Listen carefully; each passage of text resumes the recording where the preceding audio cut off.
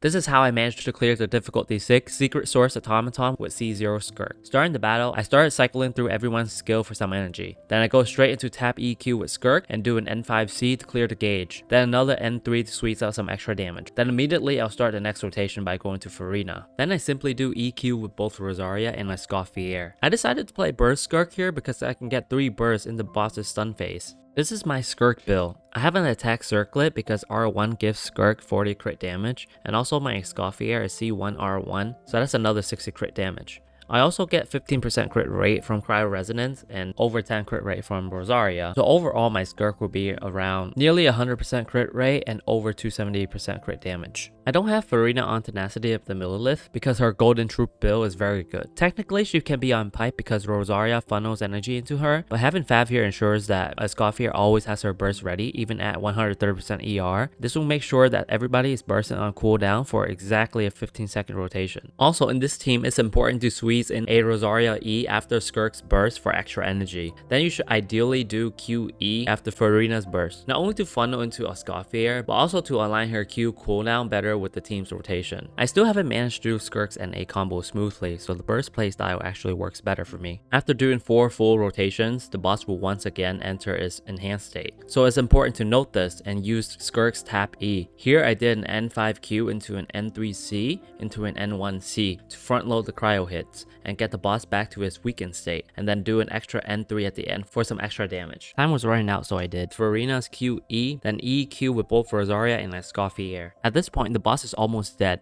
but the damage isn't enough if I do another burst rotation. So for the last rotation, I use her tap E into an N5Q cancel, into an N5 dash cancel, then the last N5. And that's how I managed to consistently clear the boss with 5 seconds to spare with a 6 cost team.